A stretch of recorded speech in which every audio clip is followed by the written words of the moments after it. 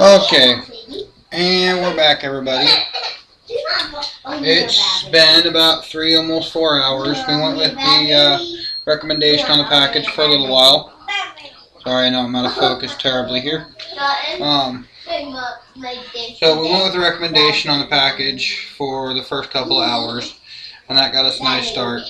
Then I covered it and cranked it up to 350 for an additional hour and a half. Constantly basting it, just scoop it on it. This glaze is nice and thin, but go ahead and use it that way because we're going to do something more with it. Just give yourself some extra time when preparing this.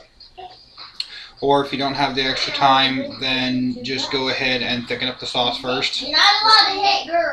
And cook it covered for the whole time. And then for the last 30 minutes, baste it a couple of times with the nice thick glaze. But what we've got here is we've got the finished ham. And I actually did some pork and beans with it too. This I just added a cup of that the root beer sauce that we had. I added it to the baked beans, and that simmered on the back of the stove while the ham cooked.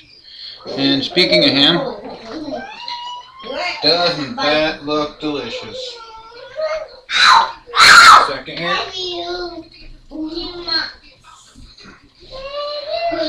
No worries. We're just going to let this boil for a minute while I talk to you guys. Go away. Go away. Go. Go. Go. Is gonna fight me. Go. My sister is gonna I'll deal with it in a second. Go. Okay. Let's see if we can't zoom in on that for you guys. It doesn't look like we can actually zoom in on that any. Yeah, maybe. Bear with me here.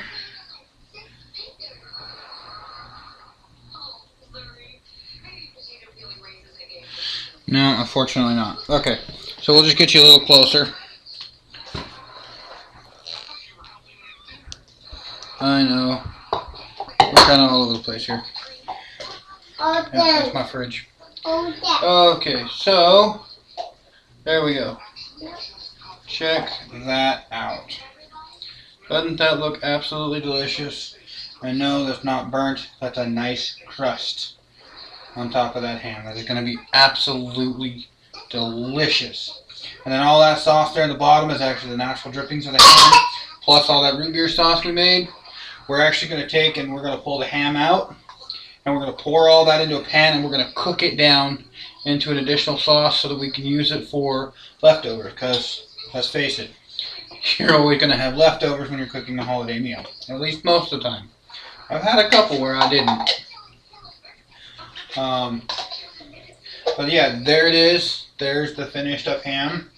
Antoinette, I will have some of that for you tomorrow. And I am just going to finish wrapping things up here. And thank you guys for watching. I'm completely out of the shot here. Okay. Thank you all for watching, and make sure you have a happy and safe holiday. You might want a pair of extra hands around to help you move the ham in and out, especially if you're doing a 10-pounder, because it gets quite heavy. Or just scoop out some of it while it's in the oven. There's a few tricks you can use to it. My suggestion is just be careful and you'll be fine. And let's all just keep it safe out there this holiday. Family's the most important thing, and that's why we do this. This is why we spend hours and hours and hours in the kitchen cooking great big feasts for our families. So let's just keep it safe. Enjoy. I hope many of you find this recipe and make it for your holidays. It is an absolutely wonderful ham, and you and your families will enjoy it. Thank you, and I'll see you next time.